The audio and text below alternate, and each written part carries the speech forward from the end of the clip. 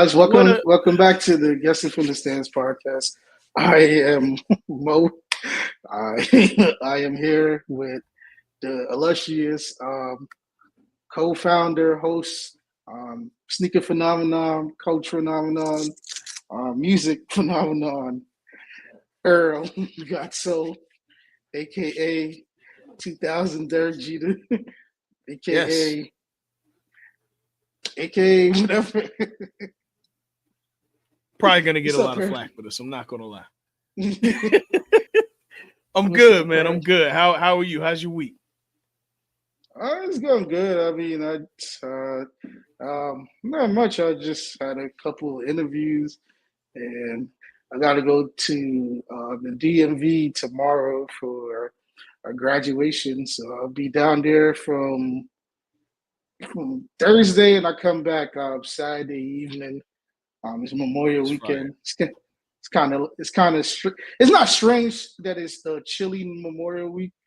Ever since I was a kid, I remember Memorial Weekend's always raining. So like, I don't, I don't see why people are complaining. It always rain Memorial Weekend up here. If you want to enjoy Memorial Weekend, you go down to Myrtle Beach, you go down to Miami, you go down somewhere that's tropical. Wow, what a pass by Halliburton. But yeah, what Yes. about you? What you got going on? Good kick out. Shoot, what am I doing this? Well, it's my wife's birthday, so I want to start out by acknowledging the queen. Happy birthday to the Queen. Yes, sir. And she born. Wife's She birthday. born on her birthday is the same day as Christopher Wallace. Yeah, no. Hers is the 25th. Ah, But yes, all that Gemini wow. shit happens in Wow. Yeah, man. Oh man, I know a young lady that her birthday's that day. Yeah, man. The 25th. Yeah, the 25th. Yeah, it's crazy. It's a lot of women that frequent that's like around their birthday. Like that Yeah. 23rd to the 28th is like a nasty time. Well, it was a nasty time for me at one point in my life, but you know, Brother, as I tell people all the time, I have Mother's Day, my wife's birthday, somebody always graduating. yeah, word. I bet you going for a graduation. June is my daughter's birthday. Mm-hmm. It's my dad's birthday. And July is my sister and my son's birthday. This summer, and my niece's birthday, and my nephew's birthday are in May and July. Yo, here's the deal. In the summer, I wish I had 2,000 Derek Jeter pockets because I'm cooked. Yeah. For me and my family, cooked. wow, CC at the game, Jada.K.S at the game. Wow. So, yeah, a lot of them at the game. Yeah, man. A lot of good it's crazy that like CC. I used to think CC was from New York, like from the New York area, but CC's from Oakland. He sounds like a New Yorker when he talks. Yeah, I mean, you've been down there long enough; it's gonna happen anywhere. You know what I'm saying? Yeah, but yeah, for me, I think this is like my first graduation I went to, like where a friend graduated from, like I guess like that, because I'm going for my close friend Chase. His wife, she got her PhD in I don't know exactly what she got, but I know she's a teacher, just like your wife. Chase, he's one of my close friends. He's gonna be a pharmacist. So yeah, I'm proud of him, proud of his wife. I'm proud of their journey. You know, young couple, but you could tell that they move as a union. I would want to say. So it's my first time witnessing this. I mean, most of my friends, not saying they never graduate college or got like, but like this is like my first time going to a celebration that was like out of town. Like most of the times, like it's just like a nigga throwing a dinner, and like we go to you go to Carbone and have a pasta or go have a steak or something like that. Yeah, so it's like I'm looking forward to this, man. You know, a couple of days out in New York would be good. You know, that's about it. Yeah. Not putting too much business, but are you going to be actually in the city of DC, or are you going to be like in? I'm going to be in the city of DC because Thursday when I get down there, I thought one of my boys, he was going to pick me up like when he get out of work, but he can't even make it. So my boy Chase, he got to figure out something how to get me. So I'm going to be at my best friend's Ria house. Yeah, I also a bit until like he figure out to get me because he also has to go to this dinner with his pharmaceutical homie. So I don't want to be the guy to rain on the parade. I just told him like, yo, let me know like 40 minutes before you out, and I'll meet you halfway because his graduation is in Winchester, VA. So that's like a like 45 to an hour out. Whew. Yeah. Nah, I'm already knowing. Yeah. Yeah, Yeah, word. Nah, that's yeah, fire, bro. That's hard. I mean, shoot, man. Well, I hope you enjoy your holiday weekend. Get yeah, even though it's gonna be cold and rainy, which sucks. It's like dog, yeah. it's May. But that just tells me that a hot summer is on the precipice. I Yeah. already know. It's gonna be Hot, brutal. hotter than July. Where's the Stevie Wonder? Word, man. Word. Word. But yeah, man. Shoot, we got a lot to get to. Obviously, we're a day later than we We, normally record, but it's not a bad thing. Life be life, man. I'm gonna keep it all the way transparent. Work has been working. It's that time of year for me, inventory. And what I do, I yeah, how can I say what I do without get? I am a manager trainer. yeah, So I don't just have one thing to be responsible for. I have multiple. So this is that week of the year. So yeah. To be yeah. honest with y'all, my back is cooked, but I'm here. You know what I'm saying? I'm here. Yeah, the physical year starts Monday, June 1st. So I'm Yep. familiar with what you're dealing with. I was once a part of something like that, so I know the Yeah, territory man. that it comes with. So I'm well aware of what you're going through. It's a killer, but once you get it over with and the numbers formulate and stuff, you'll see Yeah, how it goes with it. for sure, for sure. Um, let's get into something light. Let's get into an icebreaker. Mo, as you know, we are two guys who aren't afraid to speak what's on our mind. You'd say that, right? Yeah, Some would even call us fearless. yeah, Um, you know, I last year, maybe 2 years ago, maybe last year for sure. You and I gave a few essentials for the summer, and as you know, Memorial Day to me really kicks off the summer. I know for some yeah, folks, it probably is around Juneteenth, which I can understand that too. But once it yeah, reaches 90 degrees on the average out here, it's summertime. yeah. Um, I don't know if you remember your um Wow, Halliburton is your dancing on this nigga. yeah, Halliburton is going crazy. I don't know if Yeah. you remember your essentials, but just give us Yeah. what are some of Mo's essentials going into the summer? Well, you have to re up on your boxes, your white tees. Definitely have to buy a new deodorant, even if you're good.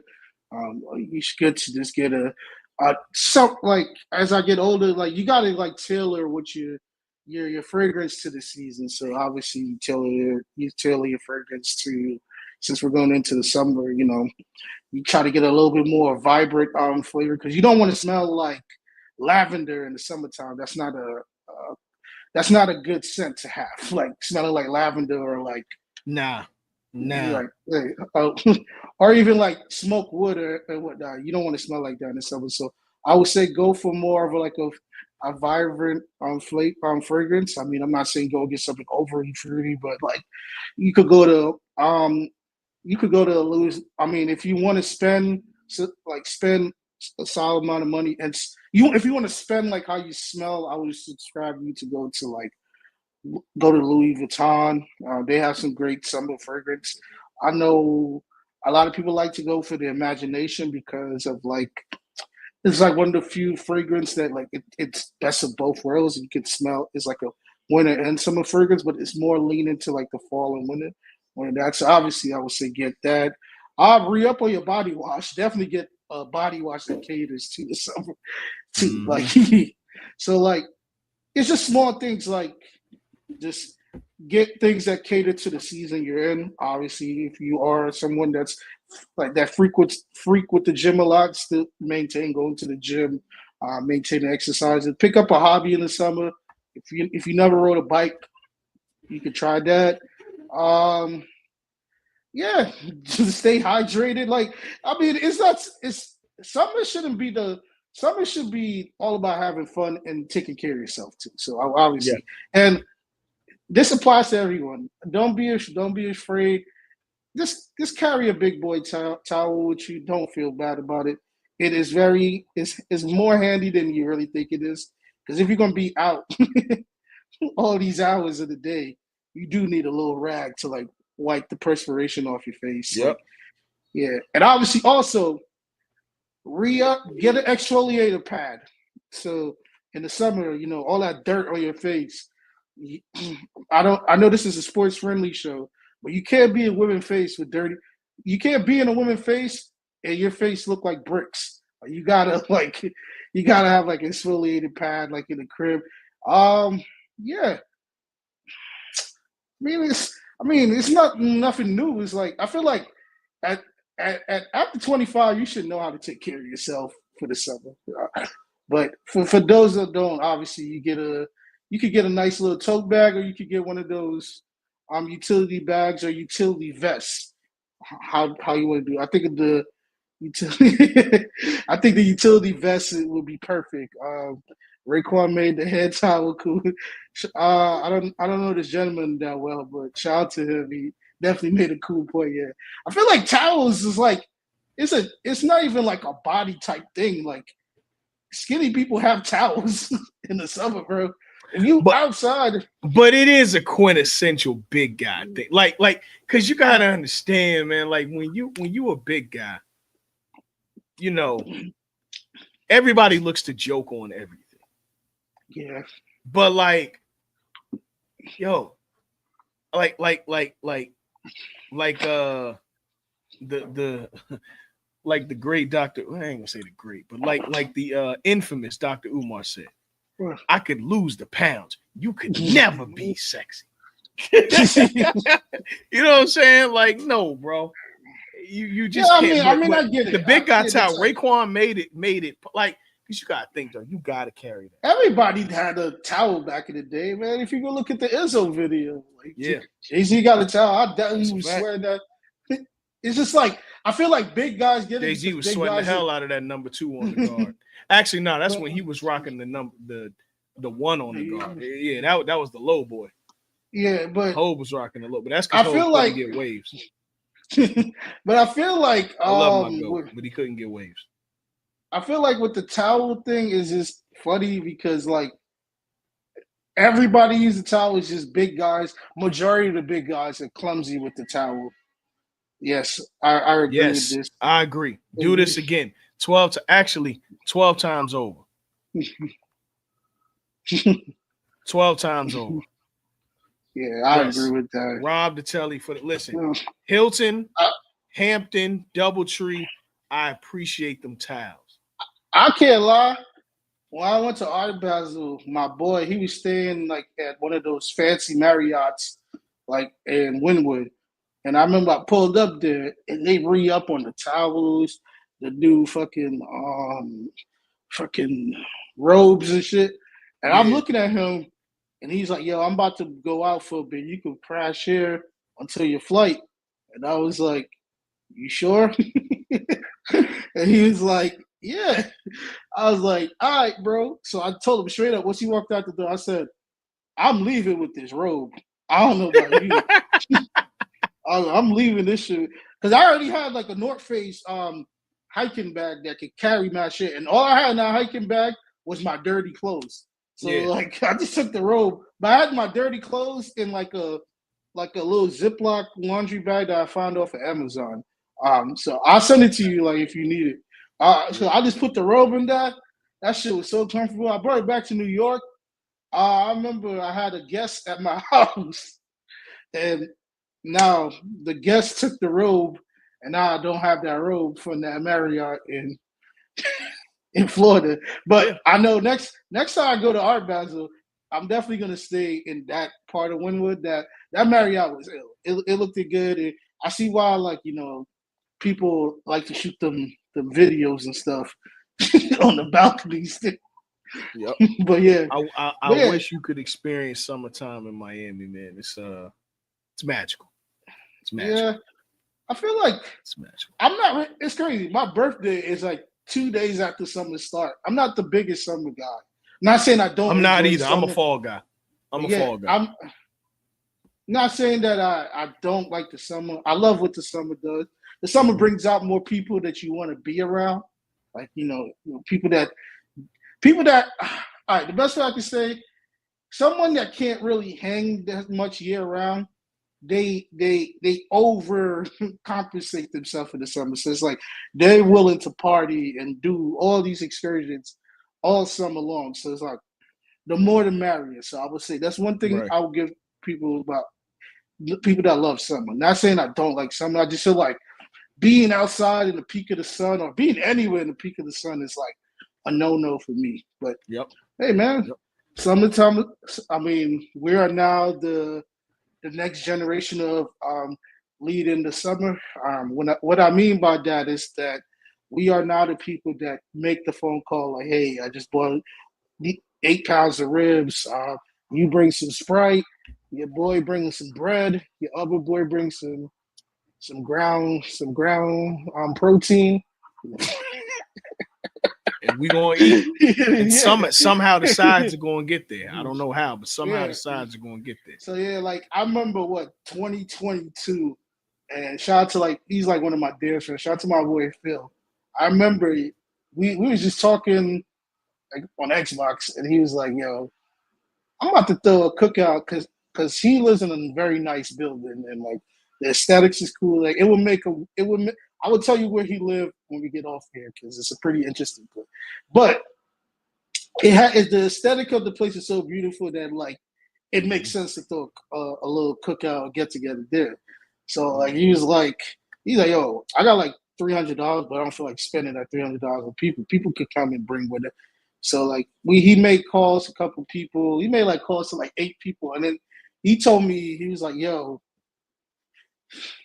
you could bring whatever. And I was like, yeah, I was like, I'm not bringing nothing, but I could give you money because since you live near a very nice supermarket, that you could get what you want. You could do that. So like he made like 8 phone calls and it turned out well. Like it was great. So like I'm I'm liking that people are taking the initiative now more than ever than do it like to lead their own cookouts. I know it's It's slow kind and of so it's slow and steady right now, but I feel like the more people see on the internet, the more people are gonna want to do it because yeah. everybody likes to eat and laugh in the summer, no matter what. You can be the toughest dude in the world. Mm-hmm. Everyone likes to eat and laugh in the summer. Yep. It's kind of like I akin it to like say, when we're coming up now, I'm glad to see the community input. Like it don't gotta fall on one person. Like Yep. I feel like it's customary that you never go to anybody's house without bringing something that genuinely contributes. Like Yeah. plates, to me, I that's feel not like really. It's. Eh, I if mean, you're gonna bring plates, you could have just sent that person money to buy more stuff. Like yeah. if I don't bring nothing, I'm definitely giving somebody like the person who have a house with it, I'm giving Some them bread. money. Yeah, Yeah, like I'm like not just giving them chump change. I'm giving them something that could last them for another day or so for their own cooking, like mm-hmm, whatever they want to mm-hmm. grill. So it's Like like yo, I here's a was, spaghetti dinner for your family on me. You know what I'm yeah, saying? like or like here, like for instance, I remember like 2021, my boy threw something like in the park, like in Central Park, and we pulled up, and I remember like it was like a lot of people didn't have like a lot of things. I remember I just took the initiative to go and no, it wasn't 20, it was 2022. Yeah. I took the initiative. I was like, you know what, bro? I don't get paid until the following week, but I can't have you do all of this. So yo, I'm gonna spend like $200 on like groceries at a Whole Foods. Like I bought Mm-hmm. back steak, lobster, like all different types of things. So like you know, it may look like I'm trying to outdo people, but I'm trying to just you don't get moments like this with all these amount of people being around each other, enjoying their time. Like Yeah, yeah.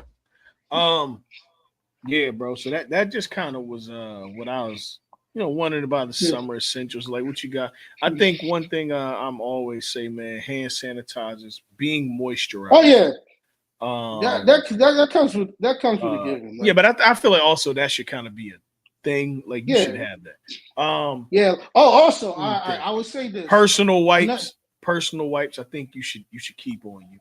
all right, cool. I like that you brought that up. I know everybody buys EOS lotion. You can put down the vanilla cashmere until the fall. You could get the jasmine peach. You could get the champagne scent. You can't be out here smelling like vanilla and lavender in the summer. It's not a good scent for Yeah. the summer. Like it doesn't. Like I get it. Like for the ambers and teak woods and all that stuff, you got to put that up. Yeah, It's you just got to not put that up till the yeah. fall. Once it's 80 degrees or more, you shouldn't be using like vanilla or anything. It's like, bro, those are not like you like. We gotta like learn how. I hate to talk like this, but you're gonna learn. We gotta learn how to be proper men. Like, Yeah, I don't know. I'm not a woman. I can't speak for women, but I can speak for some men. We can't be using vanilla all year round. Like that's women catch on the sense. It's like, yo, you smell the same, and same. those scents become overbearing, and it's like, yo. Oh shoot! Since we're here, I got one, and we're gonna get to sports in literally a minute. Yeah. It's time. It is time to retire Dior Sauvage. It's time. Yeah, that's why I said lavender. Like, Dior Sauvage, put it away. Try something else this summer.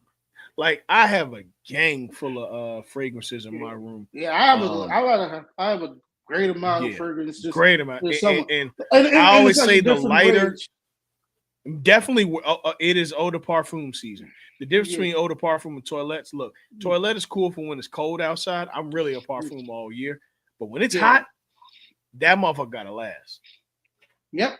You know. And I'll say something.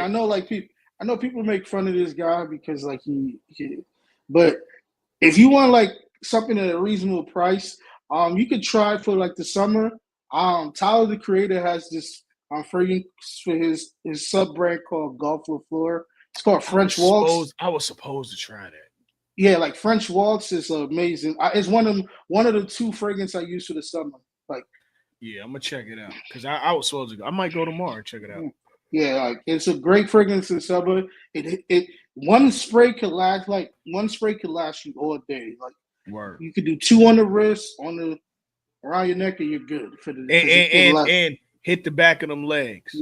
Yeah, hit the back of your legs. Hit the back of them legs. Also, I'm gonna be real. It's white tee season. If y'all see me in primarily white tees, mind your business. Yeah. I guarantee you, I bought that pack within the last week because I'm probably gonna end up getting at least a pack every 2 weeks. I know I'm gonna run through them shits. But listen, let's get to sports, man. Yes, Yankees just came back. Well, Jesse Dominguez home run. What a transition! What a transition! The good brother Dell is here. What's the deal, brother? What's good, Dell? How you doing? I think that's it. It's Dell. Dell never revealed. Yeah. Oh, my fault.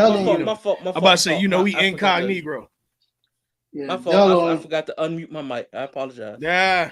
Dell don't. Mo got the denim do-rag on. I see him. No, this is not denim. This is navy. This is also a silk do-rag from a black-owned company. I apologize. Hey, speaking of that, I'm gonna be real. I know we clown him a lot. Bow Wow got one of the greatest do-rags on the market. That's a fact. I'll look into it, but Bow Wow has one of the greatest do-rags on the market. I almost wore a do-rag this week, but I ain't doing it. Yeah, there is one more summer essential before we get out of here because I'm gonna remove this. Re-up on your do-rags and stuff. Do not like you re-up on your do-rag and your socks. I'm gonna tell you this. Your cap, if your ball cap is not the right cap, you're not walking the right way. Okay. Listen, I just re-upped on the Diamond Collection retros, which just dropped. I got Yankees and Marlins because that's really the primarily two logos I wear. I'm not a Marlins fan, but I'm sorry that Marlin logo is a top 10 baseball logo all time. Yeah, I don't give a fuck. But the diamond collection, and look what's there. Yeah, niggas ain't got these. Don't worry, I'm gonna have some for the team very soon. But in the summer, I don't really wear fitteds. Not saying this like I have a good hairline. I do when I go out, but if I'm like on the chill, because that's really when I be like getting my haircut every 2 weeks. Yeah, like for real. In the summer, I'll show my hairline a lot and stuff. Like, and I just want my hair to breathe. Like, it's hot as hell. Mm-hmm. Yeah. See, hey, Dot say he got a do rag on now. You got it, bro. Listen, take care of your shit. And look, for all you brothers that your hair is going away, that Beyonce sacred formula, it works. It works. I'm gonna do my hairline came back. Oh no, I never lost my line. I was thinning in the middle. Oh, that's true. Yeah, I never lost my line. I just used to have to get the 2010 Kobe haircut. Cause you know what I'm saying? Like I had to, I always tell people, if you feel like your hairline's pushed back, just grow a fro for 3 months and you'll get to where you want it to be. Mm-hmm. But you got to be willing to risk it. But look, let's get to it. It's speaking of the Yankees.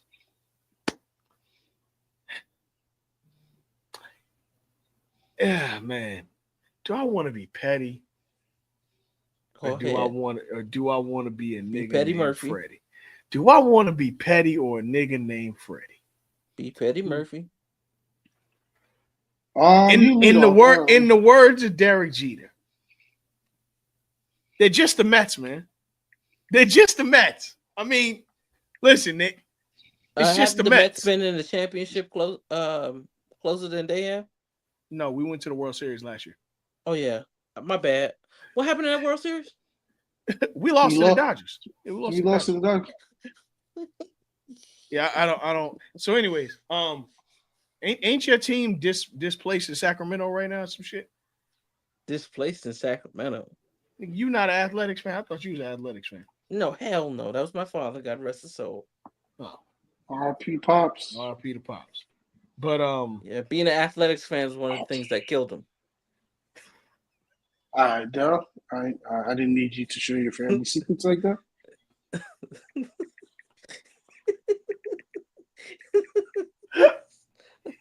What makes that 10 times funnier is because if you ever knew Paul Meeks, he would tell you the exact same damn thing. Word for word, bar for bar. Word for word, bar for bar. The New York Yankees handled the New York Mets in the Subway Series 2-1, one on Friday, one on Sunday. Friday was a dominating win, but it did get overshadowed just with the news of the Knicks pummeling. Thank you, Jesus. And thank you, Knicks, for handling the Boston. Because I hate Boston. But anywho, I hate New York. No, I hate Boston way more than I'm ever have anything to say about New York. I don't hate New York. But Boston. Ugh.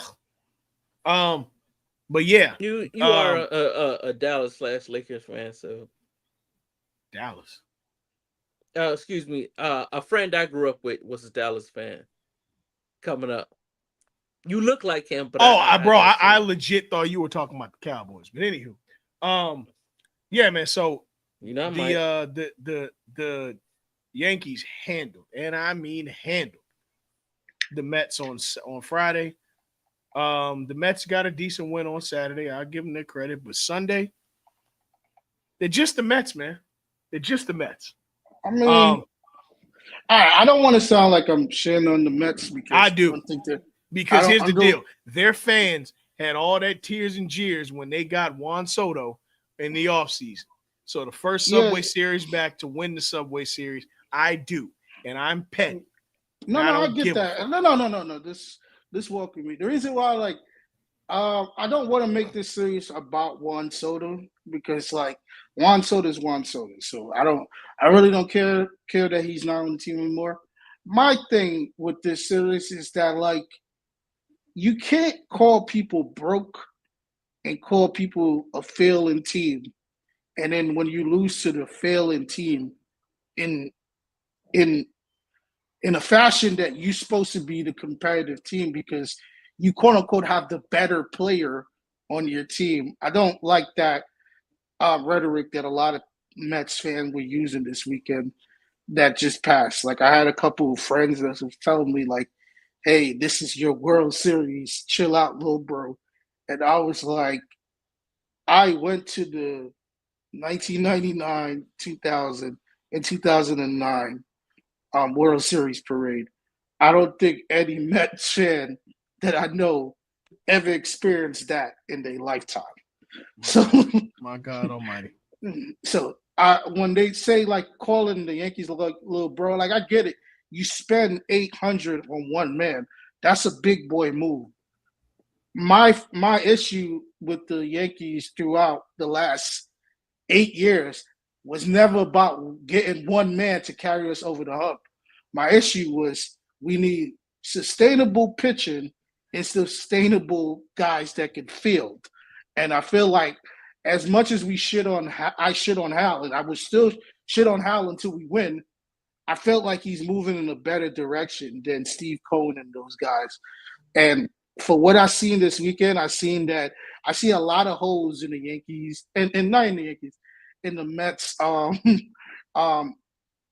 in their inside the diamond. Like Lindor, he's a hell of a player, probably one of the best outfield and shortstop in our league. I'll never argue that. It's either him or Corey Seager is like the best shortstop in the league of baseball. But when you go look at guys like Mark Viento and Pete Alonso and those guys, it's like in a matter of like crunch time, I'm never going to be afraid of those guys. Not on both aspects, like fielding and on offense. Like throughout that whole Subway series, like yes, they won the second game 3-2, but I don't. When I look back at that game, and I hate to sound like those people that say we didn't lose the game, they didn't beat us, we lost the game. It's like yes, the other team won, but I looked and I said, I don't think if we played that same exact game that we lost on Saturday again, that they will win. And obviously, we shut them down again. They scored less than 4 runs against us on Sunday. I know Sunday it was going down to the wire, and no matter the timing of that game, I did not feel like we were going to lose that game because one, the Saturday game, we left 6 runners on deck, 6 runners on base. I mean, and we didn't get any runs. And like you know, when things like that are trending, teams are hitting the ball, you're gonna produce more runs. Like stuff like that don't digress that fast. So seeing that, I realized that like yes, the Yankees has a lot more things they have to address with the injuries and the lack of rotation from the outfield and whatnot. Like we have a lot of young guys that have never been there before, like Dominguez and guys, and we still like figuring out our rotation, batting rotation. But if we would have to play the Mets again, I know for sure we're not gonna lose to them in a series. I'm telling you that now. Just off the simple fact that they can't get any run support and they have guys like Juan Soto. Like their core base hitters went 1 for 16 Sunday night. I know you're gonna say that's just a regular season game, but there's no difference between a regular season baseball game and a playoff baseball game. You're still playing the same game. It's not like you score every day. It's the same game you're playing. So my thing is to the Mets fans that said yes, you guys outbid us. I'm happy you did. You did that. You got the guy you want. Now this is where the pressure comes. You're gonna have to beat the Dodgers to this week. You have to win the series against the Dodgers this week to prove something to the league. Because yes, you could do all this and that, but you can't wait. You can't flag your money, and then when it's time to play a serious game, you lose. So I wish you guys the best. I will always love you. I will always love. You always supposed to love your little brothers from a distance. But I wish you guys the best. I wish Juan Soto the best. You got everything you wanted. Just go out and play. I did pick you to win NL MVP. It doesn't look like you're going to win this year, buddy. But I hope you do what you got to do. And that's my final take on this series. That's all I have to say. Like I don't have that much to say, but like because I like yes, I could be petty and say like you guys didn't win any meaningful game this year, but like you can't say this is our World Series beating y'all, and we went to the World Series, and we actually won more World Series in modern time than you guys. I actually witnessed World Series in my time, so I know people say like don't you living in the past, but like I can still live in the past, and no team will catch the championship we won in modern time. So I don't like that rhetoric that people say, like, you using old rhetoric and stuff. It's not my fault the sport has been around since 1906. I didn't choose to make the sport. So Well, that's all I have.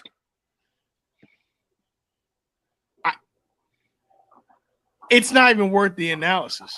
I will say one thing that this series did tell me from the critiques of the Yankees. We have to find a way to get an ace that's going to replace Garrett Cole. I think going into this season, we underestimated it, but we should have tried to find and secure another ace. No, we got an ace. Until he returned. That's what I'm saying. Another one. Max Cleaver is. It's just I think Max Fried is good. I feel like I get it. Losing Garrett Cole is a major. That's arguably a top 3 pitcher in the world. Mm-hmm. But I think Garrett is going to be fine next year. Obviously he's getting. I think older, so too. But like his style of play is like very. I don't want to say cerebral, but he knows the game. I just wish if we could just say if he comes back and be half the man he was the year he won Cy Young, I'm content with that because I don't think he's going to be our ace next year. I think Max is going to take that, and that'll be perfect. He could play the Andy Pettitte role, or even Roger Clemens last year with us, like 2003, like he could play that. Fried becomes, say, CC, and he becomes what? Joe? I don't want to disrespect him. Say Joe Chamberlain. No. That's what I'm saying. Like he could play the Andy Pettitte role. Like Max is younger. Max is better. Max is better as of right now. What we see, like not saying. I mean, Garrett did break our record for the most strikeouts in one season. So I don't want to just miss what Garrett Cole has done for us. But I know injuries is not something you can come back from. But I know a guy like Garrett Cole. Like I think this is perfect for him. Like now he don't have that much pressure. Like him pitching day 2 is such a different from day 1. It's kind of what and I don't want to bring the Mets back. Is what the Mets envisioned of Max and Jacob. Like you can pick your poison who you want to, swing at on each day. But we still have 2 aces. Now my issue is it's still the relievers, but we're coming along. Devin Williams, you got what you wanted. You got a beard. You got what you want. You have to deliver it. I'm not going to sugarcoat this. I'm not going to be one of those dudes like, come on, you got what you wanted. Now give us what you want. You got everything you wanted. And that's one thing. Yankees fans, we're very obnoxious. We're very unfiltered, very unfair. But one thing is, we're never going to lie to you when you're playing like shit. So him, Tim Hill, you guys, I know it's still a long season, but it's some game. We could have had probably the best record in the AL if Devin didn't blow at least 6 games. I mean, I know right now. And we've had some games we're up at least 2 runs and they've blown that shit. So I mean, they're coming along. We're gonna be fine. I mean, I can't lie. When I got the news that Garrett was gonna be out for the season, I definitely said, "Yeah, man, wild card or nothing for us." But in the Yankees fashion, these guys are gonna play tough. I mean, Aaron Judge is having probably one of the better seasons I've seen in the last in baseball. Like last 20 years. Hit what 411 right now? Some shit. Yeah. So like, I mean, the guys are coming along. I mean. Our infield is great pitching. When we get back Jazz, that's gonna be good. When we get back Stanton in the dog days of the summer, that's gonna be great. So it's a lot of injuries that have to be like like that are coming back. So let's just hope for the best, man. And I don't want to keep talking about the Yankees because it was more sports that happened this week. But one thing I do have to address is this is one thing. I know I wasn't going to talk about it once, but now the more I think about it, for you to chicken out of the mic up, no one wants to hear Brandon Nimmo. Dell, you know who Brandon Nimmo is? Say his name again. Brandon who? Nimmo. Spell it. That's a name. I don't know how to. You don't know his name. No, I don't. I don't. So exactly. Sunday, Juan Soto was supposed to be mic'd up, and I know people like, yeah, you know, he probably didn't want to hear about the Yankees, but bro, you go from you once played for a historic franchise. It's not like you went from the Padres to the Mets. You went from the Yankees to the Mets. So these questions are going to ask. That comes with the territory of sports. It's like somebody that goes from the Lakers to the Clippers. It's like people are going to ask you that question, like, what is difference from this and that? And like, I just didn't. I don't care that he didn't speak at a press conference at the end game, and you know that's whatever. All stars do that when they go through a slump. They don't want to talk to anyone. So I'm not going to sit here and act like this never happened before. But the chicken out part of not being mic'd up is very concerning, and it's like I know that's not going to affect run support or nothing, but like you knew this was a thing, like. This game was the most attended Yankee game that weekend, like since like the World Series. That was the most attended Yankee game. Like people were there to see you, and like I'll let him know. I will even say if he had hit a home run, I don't think people would have like been scrutinized. But him playing like shit that entire series, and like him there losing in the fashion, and him saying that he still. Like him talking to his certain teammates and like not, and I don't care about the not showing enthusiasm shit. Some niggas have terrible body language. Julius Randle had terrible body language, but he averaged 20-something points, so that means nothing to me. But I just didn't like the chicken out of the mic'd up. You got to accept that. You got everything you want. You got a suite and a jet. You can you backing out of that it was very chicken of me. That was very soft move of him. And that's it. That's the only thing I have to say. I agree. Damn, dog. All of my talking points were there. Let's go to hockey. Fuck it. It's conference finals time in the hockey. Unfortunately, my Capitals were knocked out of the semifinals 4-1. How they got to be your Capitals? By the goddamn Carolina Hurricanes. I'm sure I saw a photo of somebody that looked like you. I don't know if it was you, but it's somebody that looked like you that was at a Panthers game 7. My Capitals lost. Now, shamelessly, you saw the motherfucking Panthers, baby. You seen them. Come back. I said, hey, listen, if it go past 5 games, this shit is over. The Florida Panthers, what do? They come back. Now, I'm going to be honest, very risky. But if there's any sport you can get away with that shit, it's hockey. Coming back to win a 7-game series. And the Panthers did it, man. So right now, the Eastern Conference finals are matched up. It is the Carolina Hurricanes versus the Florida Panthers. And the Panthers put belt to ass in game 1. On the West, it is the Edmonton Oilers, who are returning back to the Western Conference finals, they were the champs last year, versus the Dallas Stars, who were the champs 2 years ago. 2 years ago or 3 years ago? 2 years ago. Wait, Edmonton, they lost in the finals last year? Last year to Florida, yeah. Oh, damn. That's why, because I saw something like, why that dude next to you in that video had an Edmonton jersey? Yeah, they were playing the Edmonton Oilers. Damn. But yeah, man, as far as those go, Florida leads the Hurricanes 1-0 in their series, and it's tied up 3-3 as we're recording right now between Oilers and Stars. I expect the Oilers and Panthers rematch in the finals. So yeah, we'll see. Oh, Panthers go! Yeah, man. I think I'm actually trying to get tickets to a game this year if they do go back. Like I Yeah, went, I because went earlier March. this year when they played the Red Wings. But I never went to a hockey game. I was supposed to go to a hockey. You know that classic game they used to have like in the winter time, like in Chicago, the like Winter Classic. outdoor. Yeah, the Winter Yeah, Classic. I was supposed to go with this young lady and her older sister, and her older sister boyfriend, and the older sister boyfriend fucking breaks up with her like like 3 days before like we were supposed to go.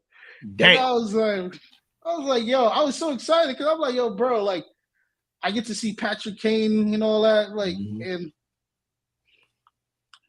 but yeah, I never been to a hockey game. Hockey games are fire. You got to go to one next season. Hockey games are real tough, for sure. And there's more black people going each and every year, so that's even better. Getting into football before we get into the NBA playoffs, we got to send a big rest in peace to Colts owner Jim Irsay. He passed away actually today, the day that we're recording. You know, at the young age of 65. Some people may say 65 is a long life. To me personally, I feel like he left a lot of plays on the field, pun intended and no pun intended. But Jim Irsay passing away at 65. I mean, if you know the life that he lived, in his personal life, I think he left. I think he took all the plays with him. Well, I only say it from the fact of look, living a long time is the goal. 65, that's early. Not a long time. Yeah, 65 is early. Early Nah, old age. Like you should be just that's retired. a long time, bro. 65. That means he was an adult longer than he was a kid. No, I get it, but when I'm thinking, and of course it's all a blessing. But man, just without getting too much into detail, take care of yourself, everybody. Take care of yourself. Go to the doctor. Man. Eat some grapes. Look at it this way: Jim Irsay had to have been a billionaire owning the team. So I'm gonna tell you this now: multi-billionaire. Having money don't mean that you're taking care of yourself. Take care of yourselves, man. Take care of yourself. So rest in peace to Jim Irsay. In that, was there? I feel like there was other football news we were supposed to cover, but I can't remember what. I don't know. I didn't really have much of anything that would feel like we're just fishing for shit. There is one thing. The NFL that's $4.4 billion, just to let you know. $4.4 billion for Irsay. Jesus. The NFL has voted to keep the tush push at a score of 22-10 in the voting tally. Now, of course, y'all know the Packers were one of the teams that was leading to ban the tush push. The interesting thing about this whole ordeal with the tush push is this. So the ruling came down 22-10 that the Packers lost, or that the Eagles won. In that same regard, in the divisional round of these playoffs, the Packers played the Eagles. And what score did they lose to the Eagles? 5-7. 22-10. That is exactly correct. They lost 22-10. It's really interesting. But I will say all that to say, to ask, did y'all think the tush push should have been banned? No. Because in football, bro, I get it. One team perfected, but we don't know how hard it is to get that playoff. So, like, the fact that, like, they do it so efficient, that means, like, they practice this. Like, they do this. It's actually drills for this. And just like, for instance, it was one point, I hated the read option. I hated seeing that shit. And then everybody started doing it, and it became, like, effective for other people. So it's like, I feel like this is nothing. I don't see anything wrong with it because, like, only one team is really good at it, and they actually, those are the people that's led with it.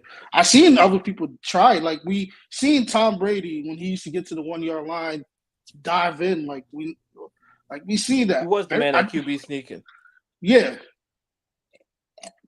it's just, I think a lot of people don't like the fact that the Eagles are doing it, and the fact that, like, Jalen Hurts could have a shitty game but he could get 4 of those off and win. I think that's another reason why people don't like it because let's not act like we never see people stop them doing the tush push. Yeah. So not a lot of people did, but let's not act like someone didn't stop them before. I can't remember one. I mean, if we go back and like look,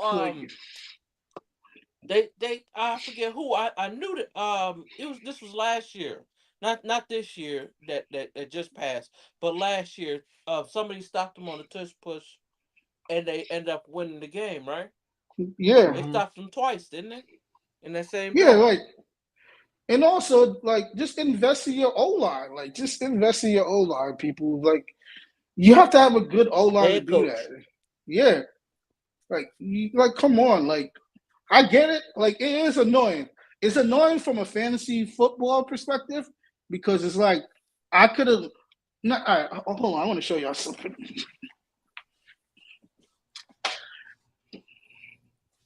I'm happy I brought this home, right? Hold on. This is my fantasy football trophy, right? I'm happy I brought this home, right? But I had to get it out the mud from a wild card. I want to let you guys know also, right? The reason why, right? Mm-hmm. The name of my team is called Air Barkley. Saquon was my first pick. I had the last pick in the draft. So, it was a couple games I lost, like a couple weeks I lost, like literally because Jalen Hurts took touchdowns away from Saquon, and it was very frustrating for me because it's like, yes, he has 130 yards, but he has 0 touchdowns, and Jalen Hurts has 3 touchdowns. So, from a fantasy football perspective, I'm happy. I was mad at that, but like when we're just thinking about winning the game, I don't give a fuck. Like as long as you get that shit off, you get that shit off. But to see like the Packers, and I like the Pack. I actually like this Packers team they got with Jordan and all of them. It's just you look now. All this is gonna do is just make people like target you when they get there. Everybody's gonna do the tush push show you got because it seems like that's bothering y'all. Like, yeah. But we shall see, man. It's not gonna stop the Eagles from playing the way they play. Their offense is not that profound. Like, yes, they had Saquon, and like Saquon added more elements to their offense, but their offense is not that profound. It's couple runs here and there. A play action to AJ, a double cross to Dallas Goddard, a couple of dig and hitch routes to Devontae. So it's like the offense is not profound. Like they're not calling otherworldly plays. They're calling very, not like in today's standard, that's very like dense plays they're running. So it's just their most potent thing is once they get to that 6 yard line, it's over for you. Right. You just got to play better defense. I do think that I don't have an issue with the move or with the play, I should say. I think that the play. Oh my! All right. All right. So look, you guys can see the trophy much better. Yeah, we can see it better now. All right, yeah, cool. Yeah, this is my trophy. Yeah, man, I am the GOAT, bro. I was an underdog, bro. I was told I drafted the worst team. Nobody was gonna pass the ball to Devontae Adams. All this shit. And then I went on a 7-game, like a 6 or 7-game winning streak. If you start rapping Dreams and Nightmare, I'm cutting this broadcast off. Oh no, I'm not gonna do that. I'm from New York, bro. Why would I rap some Philly nigga shit?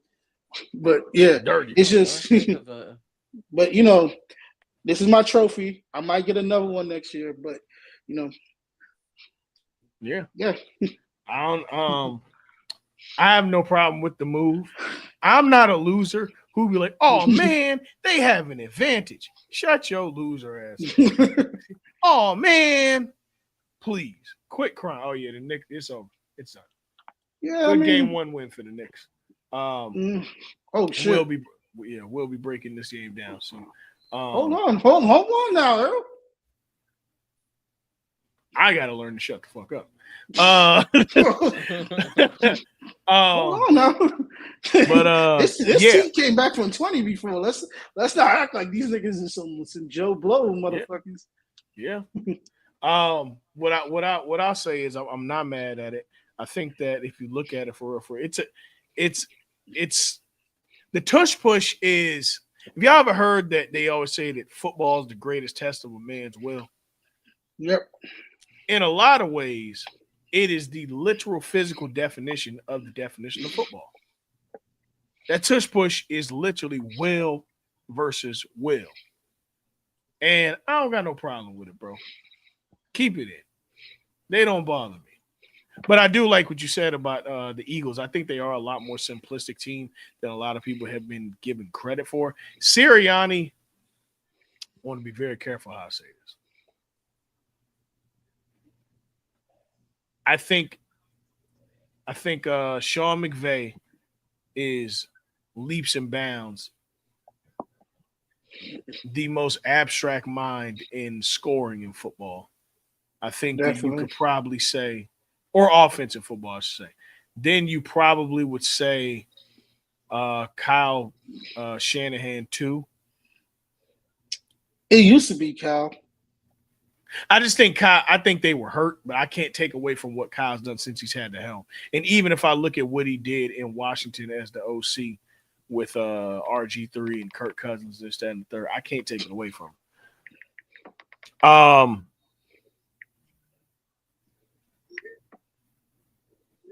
Nick, I'm comfortable with saying is 3. But because look, as much as I think you could probably say Andy Reid, the reality of it is Andy Reid's offense has not been what it had, what we know it to have been since what's it called left, since Eric Bieniemy is gone. That's just a fact. Yeah. That offense has not been the same thing since Bieniemy's departure. Now they've been potent, they've been winning. Don't get me wrong, but it ain't been that offense that we knew it to be, nor with the departure of Tyreek Hill. So, I have to factor that in too. I don't. It's so crazy. I think we really like. I know Eric Bieniemy is great. I just don't feel like guys like that become better, become great head coaches. Like guys that are just great at one thing sometimes don't always turn out to be great at all of the factors. Everybody not meant to be a head coach just because you have a great Yeah. mind for schemes and stuff. That don't mean you a great head coach. Yeah, because I don't always mean that. Because Mike Shanahan wasn't a great assistant coach. No, but he was a phenomenal head coach. Yeah. So sometimes, well, when he was with the Raiders, but I feel you. Well, hey man, things happen. It's the Raiders. Things happen. It's just the Raiders. But anywho, that's petty. I'm sorry. He only coached 2 teams. Yeah, well, yeah, 3. 3. 3, excuse me. Yeah. Yo, do you remember? I know y'all remember. Do y'all remember the battles Mike Shanahan used to have with getting Albert Haynesworth to take football seriously? Man, you talking about some fun. I mean, he sent Albert Haynesworth to a retirement home. I mean, Albert Haynesworth sent him to a retirement home. Yeah, but Albert Haynesworth hit the biggest lick in the history of the league. So he did. I was never sold on Albert Haynesworth. Same. He had that one year. Good season. He had that year and got paid. And I ain't mad at it because guess what? You strike get while paid, young. Get paid. Facts. But yeah, that's cool. That's good for them. We will be talking about the NFL schedule next week when we have the full crew back. We're going to tonight. That's going to be our main focus. But obviously, the full crew's not here. Everybody, getting their vacations on, so on and so forth. So by all means, we'll talk about it next week. But getting into basketball, let's start out light. We're down to the conference finals. We are. The Oklahoma City Thunder put belt to ass on the Timberwolves in game 1. I know we didn't do pick'ems per se, but I always said that Oklahoma City was my safe choice for winning the West. And Shai Gilgeous-Alexander's been awarded MVP. This will well deserved. Well, I think he was the MVP. The only one in the conversation was, of course, the Joker. LeBron had that late season spurt, but I just don't think he did anything enough from start to finish to win MVP this year. Joker was the only one I would have taken serious. I'm proud of how Ant evolved his game, but Shy was the MVP, man, and I just have to be real. Shy was hands down the MVP. And that's just what it was. For me, well, let's go first. First of all, let's congratulate Shay. Shay, Sorry, not Shy. Shay. Yeah. I mean, same thing. You said it the way I was spelled. Okay, so say Shyvante. All right, Del, come on. No, that's his name. That is his full name. Shay Shyvante? No, it's Shyvante. Yeah. Shyvante Gildress Alexander. Yeah. Yo, he got to be the first Canadian I ever heard. That's gonna be anti-black. Let's go. No, I think his mama from the Trinidad, so like he's all island up. So then yeah, all right, cool, whatever. Shyvante, shout out to him. But yeah, Shay, I think it's Shy. Look, he deserves the MVP. Shy is one of the most gifted guards I've seen in the turn of this century. I think that he uses his tools correctly to impact winning on both offense and defense. I think that when you look for a basketball player, you want to look at somebody who finds a way to take advantage of his matchup each and every time.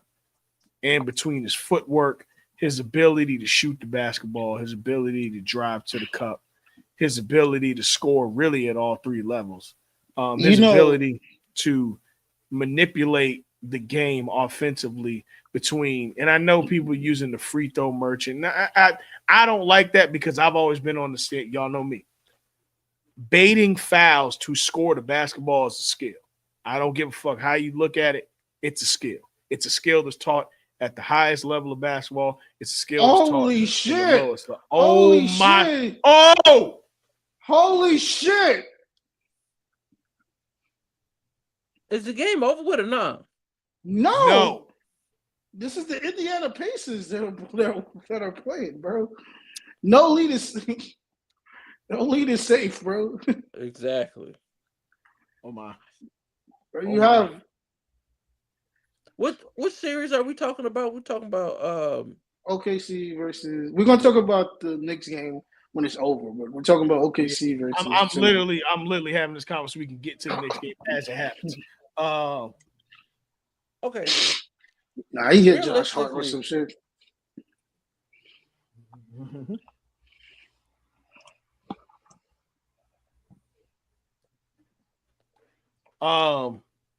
Realistically, they gotta either call the fouls one way for both teams, or don't call the fouls like you have been these whole playoff games. They've been allowing teams to play physical all game, and that's why I'm not series. That's why I'm not mad at that was a foul. This has been one of the most physical playoffs we've seen. Yes, this has been playoffs is always physical, but this year specifically, but this year's is a little extra. My thing is with the Shea, with like people call it Shea a foul bait or whatever. It's like it's not like Shea is like a lethal 3-point shooter, and when he drives to the paint, he automatically gets a foul. His whole game is in between to the paint. He's one of the. That man shoots like 29% from the 3-point line.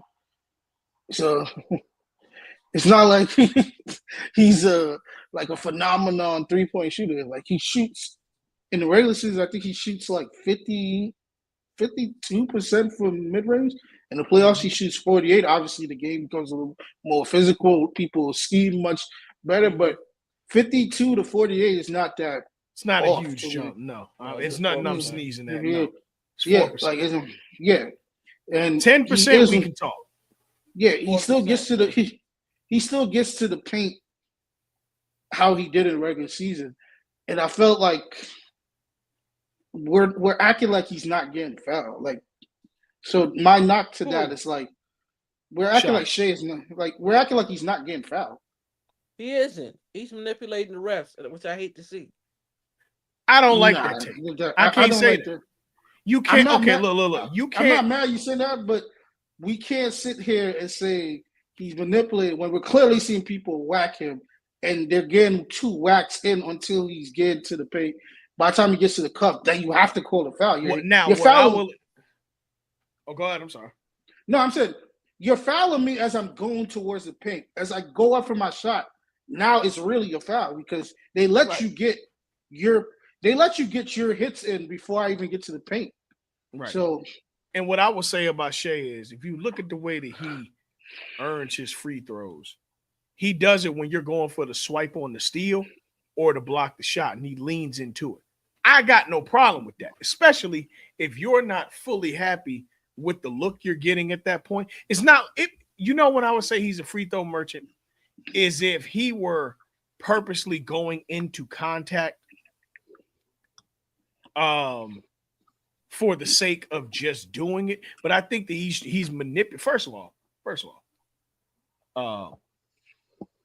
part of the game of basketball is controlling your opponent's ability to do what they can against you, whether you on offense or defense, huh? Or what they want to do. What they want to do. Your job is to make their job 10 times harder for them to either score on you or to defend you. True. If I know how to manipulate my shot, manipulate my body to where your attempts to swipe the ball at a steal or jump for a block, I can lead that into an easier shot for myself. There's nothing wrong with that. That's part of the game. It's part of that's why we practice free throws, shooting 253 free throws before you leave the gym. So it becomes a part of your repertoire. There's nothing wrong with that. Hell, if anything, it honestly could do a lot of people some good to be able to slow the pace of the game down for themselves. And if he weren't such a prolific scorer from the mid-range, then cool, I could say that. But he is exactly. Sorry. Watching the game. Watching the game. He is exactly who he is, and what he is one of the most prolific scorers of the basketball we got in the game. He's got one of the best handles and one of the best all-around packages you want for a player, bro. He is hands down an elite player in this league. He's been the top 3 player for at least the last 3. Well, top five, not top 3. Bro, like you know my take from a year ago. He should have won the MVP last year. He took his team from 10th seed to 1st seed. I'm not mad at last year, because I still think that Joker. I would have went with Luka last year, but I still I can't ignore the fact that a nigga went from a play-in team to the 1st seed. No matter how you slice it. 34.99 is just I averaged. He went from a bottom seed to 5th seed when they got healthy. Yeah, but I went from 10 to 1. I averaged 36 and 5. And that's the MVP numbers. No, listen. We splitting hairs, really. Yeah, we splitting hairs, so it's not like. But I didn't think I thought it should be between Shea and Luka. I don't know how Jokic got it last year.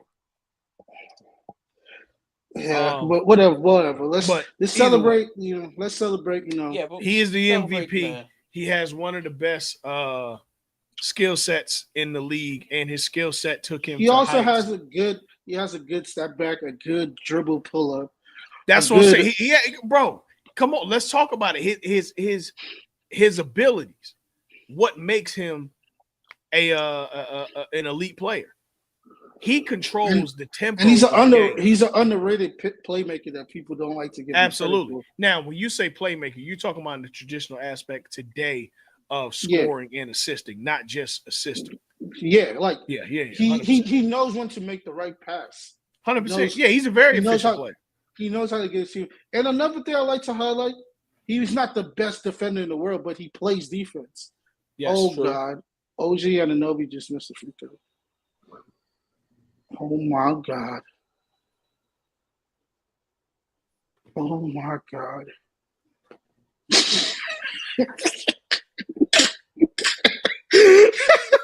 Oh my God. If this happens, Dell might reveal himself.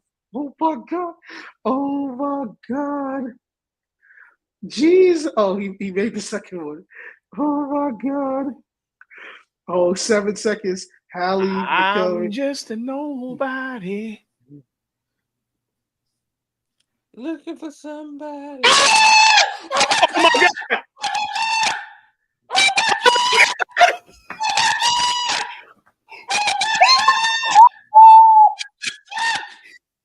Oh my God.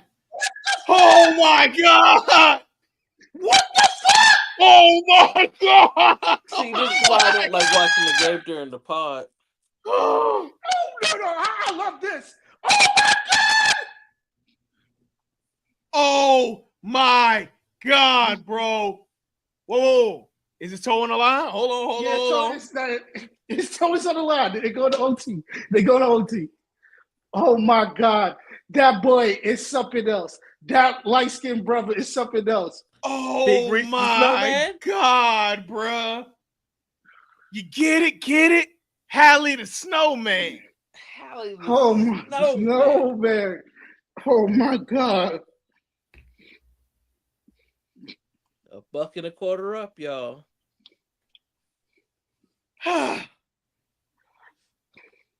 I don't want to hear nothing else slanderous about Hallie ever.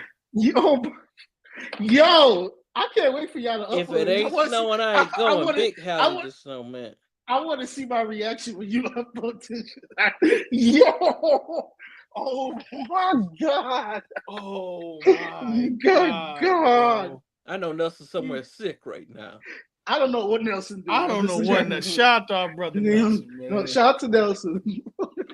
But yo, that Wow. is wow.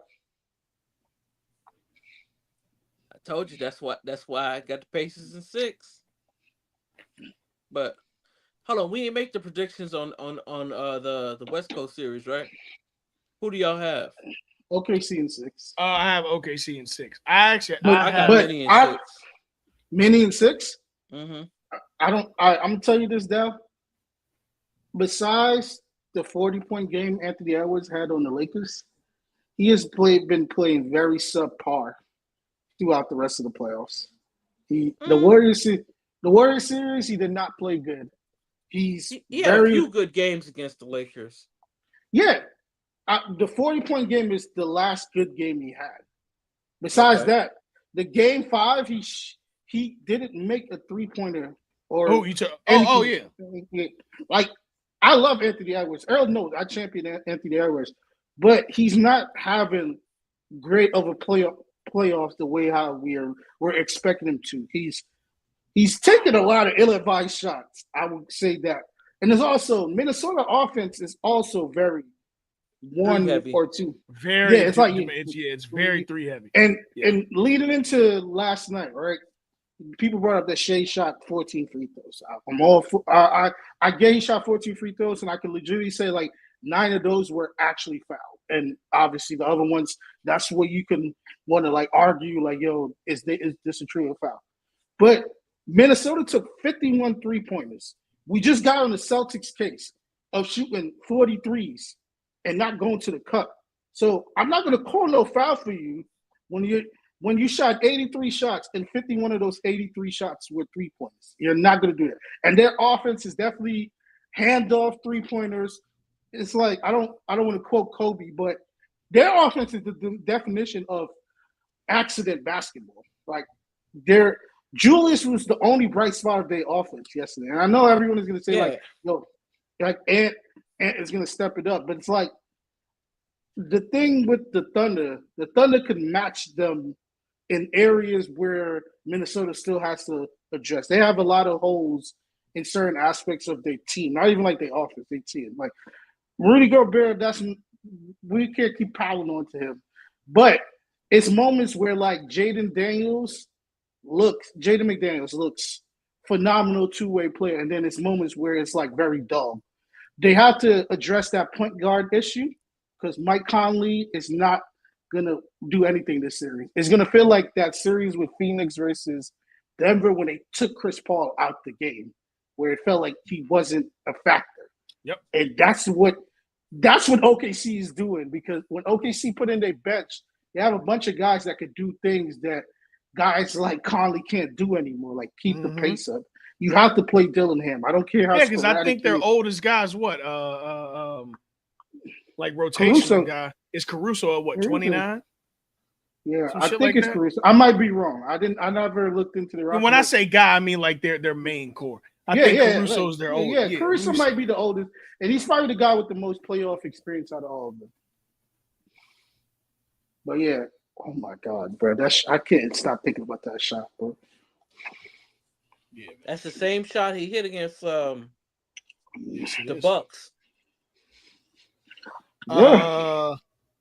The oldest is. I'm not counting Kenrick Williams, whoever. For their like guys, yeah, Caruso will be the oldest. Yeah, Caruso's the oldest. He's 31. They're the youngest team in the league. So yeah, and that's another thing. It's like yes, you have a lot of young guys, but your young guys are really not the young guys you like OKC young guys, because OKC young guys they can run. Like Julius is still fairly young. I think Julius just turned 30. Like yeah. and look, another thing it's too. Year 11 for Julius. So I just want to say, shout out to Julius Randle personally, because the way that he has converted his game to fit that offense that the Timberwolves have and be effective on defense in the same regard. It's hard for a player like him who's of the mellow tree from the aspect that offense is typically slow down for him to be effective in a faster pace kind of game. Like Melo, Melo. This nigga Halliburton got some vision. He got crazy vision. Jesus, Melo. You know what Melo. I think. I think you're right. Yeah, he's the best pure point guard we had in this league since Chris Paul. Yeah, I think you're on point. I can hear that. Yeah. But yeah, man. So we'll see what happens in that Minnesota and OKC series. Obviously, it'll be up. It's a lot more ball, but a lot of it. We got to get the game one on each home court. So we got to, we got to see. I just feel like Minnesota, that bench is not enough to compete. I think so too, because OKC again has another starting five on their bench, and that's another thing with these guys. Indy, like they play 10 guys, and like all of their guys on that team rotate like around 30 something points. Yeah. I wanted us to give full analysis on this Indiana and New York Knicks, but I think it's going to kind of be hard because we're watching it. Well, we can still talk about it. I know Dell. He said he has Indy in 6. I feel like this series is going to. I feel like this series is going to go to 7. I feel like this series is going to go to 7. I feel like too much offensive firepower. Yeah, I feel like with this, if the Knicks lose this series, it's a true telling of like you could bring back Tibbs, but you need to use your rotation a little bit more. I think we're going back to I don't want to say traditional basketball. We're going back to basketball how it once was played decades ago, like where you actually use your whole team for a source of something. Like we're now getting back guys that are specialists. We're not getting positionless players anymore. Like that, those days of positionless basketball is that is out. It's not out the window, but it's definitely in the back seat now. Like we're going back to traditional lineups: one power forward, one center. Like we're going back to things, of that ilk. I agree. Nah, this game is exciting. This game is so exciting. Before we get out of here, let's have. I want to pose this question. I feel like we need a woman to talk about this next conversation. I mean, I'm not a woman, so I want to table it. See if we can have this conversation on air. But there is a conversation. What's the conversation about? Dell, you know what the conversation is. No, I'm not. I'm not trying to be funny. I really am kind of. All right, cool. Okay, let me see if I can ask this. Let me see if I can ask this question. You can text I want if to it's crazy. no. I want to see how I can ask this question properly. Okay, there has been on the court. There was a rivalry between Angel Reese and Caitlin Clark dating back to college. I want to handle this conversation with care so that I don't get the coon allegations thrown out. That conversation is over in the next step of basketball to me. I don't think that they are nearly in the competition the same player. No. I don't think Angel is a better pro than Caitlin Clark. No. I'm talking basketball. I'm not talking about the color of their skin. No, I'm talking basketball. When the W has been ascending, the conversation has been, we want to be treated like the men. We want to be treated fairly. Okay. So I'm having a basketball conversation right now, strictly to have a basketball conversation. We all saw the foul. We know what happened. Whoop-de-whoop. I feel like it was in the heat of basketball. It's also been in the heat of wow, oh my. That's tough. Oh my. That's a tough shot. I feel like the foul, while excessive, was a heated basketball foul that I've seen 10,000 times because I watch basketball. But you've also seen people upset about those fouls. I've seen people get upset about those and react in the exact same way that Angel Reese did. So I understand her outburst after the foul happened, because everybody, when they play basketball and you like, what the fuck, has outbursts. So it's not an anomaly to her. But I want to ask this question. I hate for the pacing of where we're at, but I want to ask the question of, can you have a basketball conversation between these two without touching the race card or the race factor?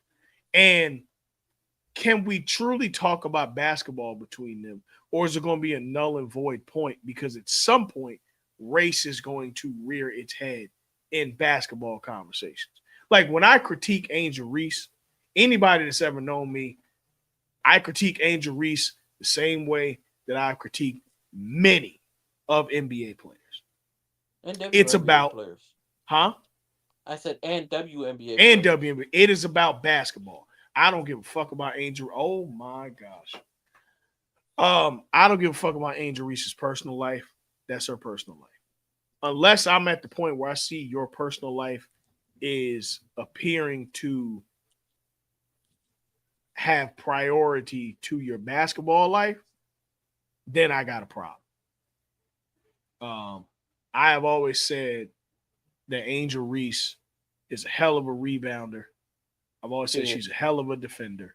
I do think she cherry picks to get her points. In the same way, I think that Caitlin Clark stat padded to get that triple-double. Yeah. I think that Angel Reese cherry picks to get her numbers off it, unless, because it's one of two things for me. She either cherry picks to get those boards or she's really bad at scoring the basketball. One of the two. True. Because somebody as physically imposing as she is in comparison to her competition, she should be scoring the basketball at a much higher percentage clip than she does. To me, that's always been my issue with her, is her, whether it was in college or in the pros, whether it was in Maryland, LSU, or now in the Chicago Sky. My issue with Angel Reese's game is strictly on her scoring the basketball. I feel like she should be a much better scorer. That is it. That being said, I would like to get to a point where you can critique her basketball play without angels coming out and saying it's everything but basketball.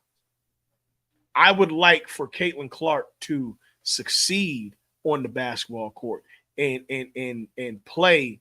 Because here's the deal: in this situation, I don't got dog in the fight. My favorite player played for the Las Vegas Aces. I can give a fuck about either of these two, to be real. But I'm not going to lie, like I don't see Caitlin Clark hit the league and became one of the best players in that league like that. She was first team All WNBA her rookie year. Understand something. You can say popularity contest for um not Pro Bowls, for All-Star games. All NBA is what it is. All league, all pro, You got to be a all cut above. WNBA. It is what the fuck it is. That ain't no mistake. That ain't no popularity. If it were, Carmelo would have a hell of a lot more than 6 All NBAs on his jacket. That being said, they're not in the same league. One was in conversation for all rookie. One was in conversation for all WNBA. It's a whole different conversation. Whole different. But now that the rookie year is gone, I expect Angel Reese to at least be all defense, if not merging to first, second, or third team all WNBA. But I want to be able to have a conversation about their games without it turning into the race war in 1963.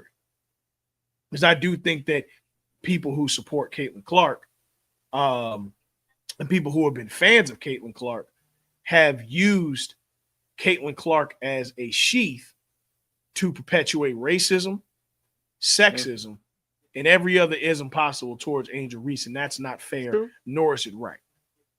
I'm just going to be honest about that, because they use her to fight battles that they know they can't get in. You can't play the game a quarter of an inch that Angel Reese can play. Let's be very clear about that. You are not a basketball player, but you're using basketball to mask your issue with the confident young black woman. I'm just gonna call it how I see it. Now, do I think that in the other regard, Angel can be a bit much? Sure. It's a lot of people that are a bit much. Fucking Draymond Green's a bit much, but he's still a great Hall of Fame basketball player, and she's still for sure. Draymond's a Hall of Famer. Sorry. Yeah, but you don't have to put great Hall of Fame basketball player. He's gonna go. I mean, you one of the 450 players in the world that's in the NBA. You a great player. Not great amongst the greats, that's one thing. But my point in all this is, despite what I may feel about her offensive game, it is never okay and not all right for the other things. But it's weird because I'm in a weird space. I want to talk basketball about Angel Reese, but you really can't, because you can't have a basketball conversation with people. I'm sorry to break it to you, Earl, but that's not going to happen. It's probably not going to happen. I know. And I don't want us to overstep our boundaries, because we don't know, like, we don't know how to be a woman, and we all love women and we all respect women. But true. Oh my God.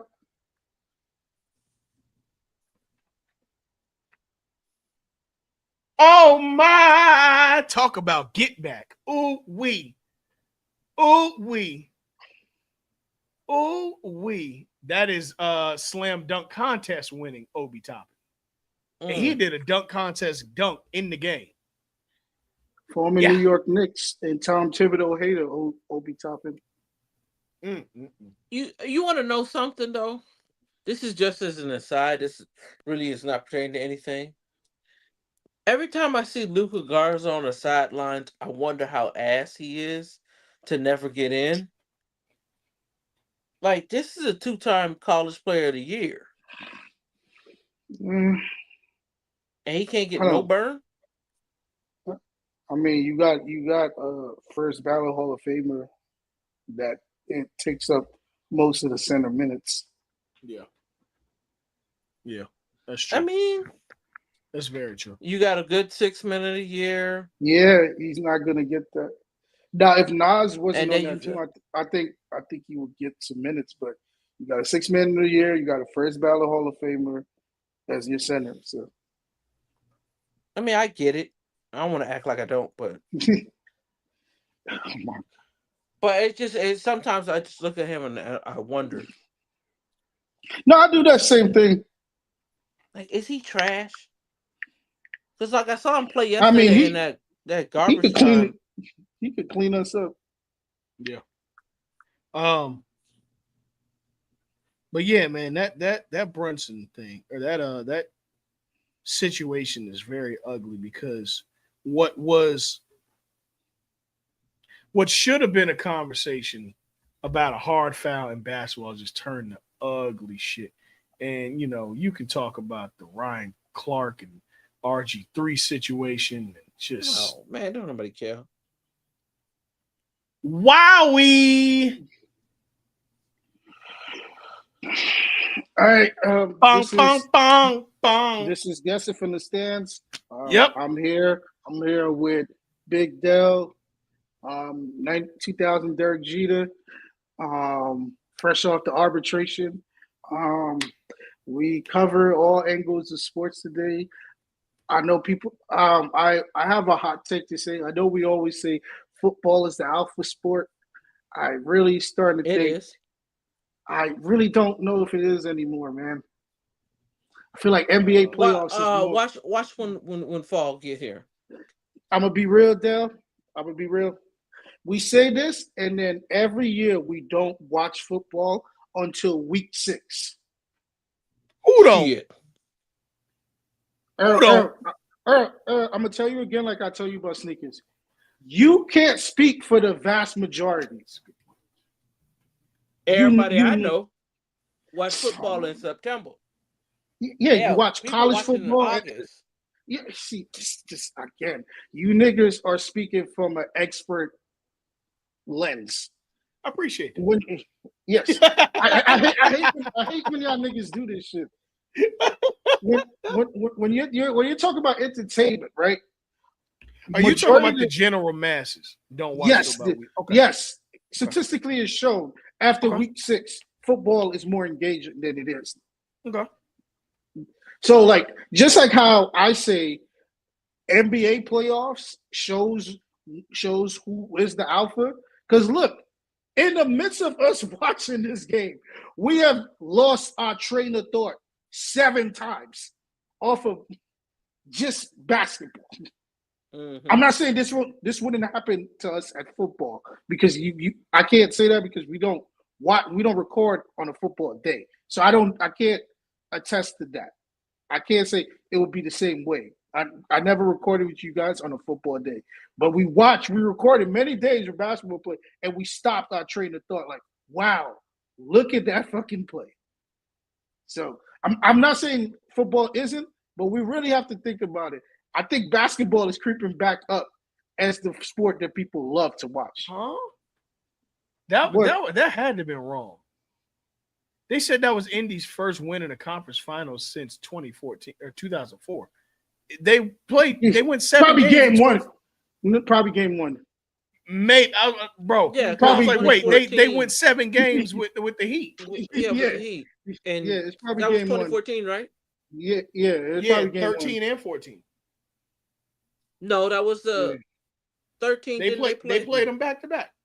13 I thought 14. that was the second round they played them in 13. Second round in 13, they played the Knicks. The Pacers played the Knicks. Mm. But all right, I would say this. The Knicks got past the first round. I will say this with Carmelo. Yeah, because another thing too. Yeah, and I will say this to wrap this up. I feel like both sports are coming back to the aspect where they both core fan base are enjoying it. The tail end of this NBA season was the most fun I have watched. I probably watched the most basketball I watched since pre-COVID, since 2019, 2020 season. It's probably the most basketball I watched. So I would say it's coming back to that way where like we're finally witnessing the changing of the guard in our lifetime. Like, yes, we ushered into the time with Michael Jordan, but being an adult and seeing the game change, like the faces change, it's totally different from a teenager perspective. Because like most of the guys we met, they were already bubbling stars. Now these guys, Shea, Ed, Brunson, Tyrese, all these guys, they're majority of them are emerging stars, and they're going to be the next big stars of this generation. So I feel like both sports are trending upwards. I feel like They both good. Obviously, NFL is a American sports. I'm never going to take that away. But as far as entertainment, we cannot act like this NBA season was not entertaining to us. No, no. I mean, I still think football is the alpha sport, but No, right and now, you are definitely right. right now, I will say this: this has been the most entertaining postseason. Damn, In I a need while. a screen capture In probably of 10 Reg. years, Easily. especially before COVID Yeah.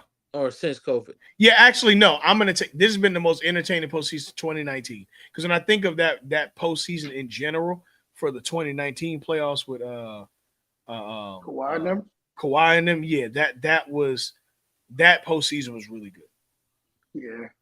If niggas didn't discount the bubble, we could appreciate how good that one No, was. no, no. I love the bubble. That and I'll not say, just because the Lakers won, but I always said the bubble, that shit was hoops, man. That It shit was. was It I'll was say pure that. hoops. I'll say this. AJ, what the Yeah. hell? I'll say What the this. hell? Dale. I'll say this. Dale. When we're like in our 50s and people replay like the 25th anniversary of COVID, people will appreciate the bubble at that time. It's like when you live something that's like fairly new to you, you're not gonna like it because it's not something of your ordinary everyday thing. Like Right. it's now it's people are now coming around saying they like how people played in the bubble. They wish they could have that effort. It's like people are now coming around to that. We're going to see that more as we get older. I always said if the Lakers were an eighth seed and they didn't win, that would be the greatest NBA short season ever. Of like that whatever amount of games they played in the bubble for the playoffs, that would have been the best playoff experience because the Lakers didn't win. Because everybody like there was no clear favorite leading into the bubble because everybody got back their team. People forget that the Portland Trailblazer bench was hurt before the bubble started. Yep. They got back all their bench. The same thing with the Boston Celtics. They were like hit with injuries. They got back their players going into the bubble. Everybody was healthy for the bubble. It was the first time you see. Well, some people got hurt in the bubble, but going into the bubble, every team had their guys because it was July and August, like August, September. Everybody was. That's technically off season. Everybody's fully healed and stuff. So I enjoyed it. I enjoyed every single moment. And so One underrated thing about the bubble, I will say, I got to give a shout out to Steve Ballmer. When I found out that he sent all the Clippers like their own personal at home gym, like not just here goes some dumbbells, keep yourself in shape. He sent them all personal like gyms at their cribs. That was dope. That was hard. That was super tough. I really did. God damn, Toppin. Shit. Yeah. He double clutched a dunk in a basketball game. My brothers, good Lord. But listen, we're wrapping up. Knicks. Pacers. Now they got to bounce. This is going to be a slobber knocker. Let me tell you. This is going 7, Dell. I'm telling you, Dell. This is going 7. Definitely going 7. I feel you, but I still got Indian 6. Okay. If it goes Indian 6, all I can say is Tim's got outcoached. Literally. That's at all possible because Rick Carlisle's a better coach than Tibbs. Yeah, he's a better. Rick Carlisle's a top 6 coach in the NBA. But I just feel like I can't count out this Knicks team, even though they kind of is a little overmatched. I just can't count them out because one, they got the quote unquote best playoff player in the league as of this season. Like, well, no question. I don't know about that. Brunson is the best player in the playoffs. Brunson is statistically he's the best. He has absolutely been the best player. I feel you, but I don't know if you guys been paying attention to what Hallie's been doing. I think Hallie. Yeah, I think Hallie has been. I'm a Hallie right fan, there. but I'm not all going the metrics. As much as look, he still had 40 tonight, bro. Yeah, Brunson still had 40 tonight. 43. Yeah, 40 exactly. Like Brunson, no question, has been. I'm not saying that. You know what? Actually, no. Let me take that back. This is no hate on him. Right. If you're gonna say Hallie, I'm not mad at it because you got somebody that you legit could put in that conversation. So cool. I'm cool with that. I think Hallie, Joker, Brunson. Let me think. Playoff performers. They got to do something in Denver But because all right, they're my wasting brothers. they're Yeah, wasting man. that man's prime. But either way, But Peace. listen. Peace. Till next week. We we out. out. Peace. Peace. Peace.